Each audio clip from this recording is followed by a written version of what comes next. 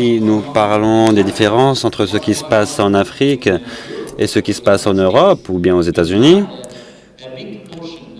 nous verrons qu'une grande partie du PIB en Europe ou aux États-Unis est dépensée dans la recherche. Et pourquoi est-ce que cela ne se produit pas en Afrique? Eh bien, c'est simplement parce qu'en Europe ou aux États-Unis, tout le monde sait qu'il y a un retour sur l'investissement fait dans la recherche. Donc nous avons des collègues ici qui appartiennent à des entreprises puissantes et ils savent bien ce que veut dire le retour sur l'investissement. Nous sommes dans une situation où les gouvernements du continent africain devraient savoir que la seule manière d'arriver à la prospérité économique, c'est le financement des activités de recherche et de développement. J'ai vu une fois un article sur une comparaison entre les États-Unis, le Royaume-Uni, l'Inde, le Brésil et les nations africaines, où on établissait une comparaison de la composition de leur industrie. Donc, les secteurs qui sont classés comme secteurs primaires, secondaires et tertiaires. Donc, dans le premier et le dernier, il y a plus de recherche et développement, plus de marge dans les revenus des entreprises.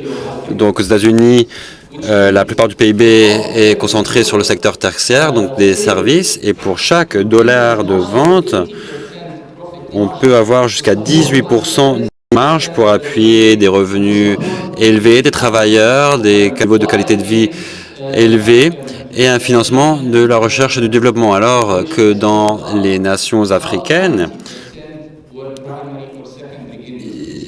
19% de l'activité est concentrée sur le secteur primaire et secondaire. Donc, en Afrique, on a des usines clés en main qui sont remises, et bien sûr, cela n'aide pas un pays à s'industrialiser. D'accord? Il y a des usines, il y a de l'industrie, mais elles ne contribuent pas vraiment à notre PIB. La seule manière d'utiliser le talent, les chercheurs, pour améliorer les qualités de vie et la croissance économique, c'est avec la recherche et le développement, parce qu'on aura des activités à plus forte valeur ajoutée. Donc, il y a deux manières de le faire. Il y a le développement de la technologie, quand on soutient les innovations dans des centres de recherche, les universités, afin qu'il y ait des idées qui apparaissent et qui puissent être commercialisées sous la forme de produits. Et il y a aussi les pôles industriels.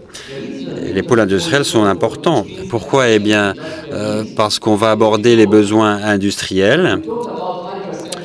Lorsque nous parlons d'un fort taux d'investissement en recherche et développement en Europe, aux États-Unis, on ne va pas dire que cela vient seulement du gouvernement. Non, tout au contraire, cela vient du secteur privé, de l'industrie, car l'industrie sait qu'il y a un retour sur l'investissement réalisé. Pour chaque dollar dépensé, ils peuvent en obtenir 2 ou 3.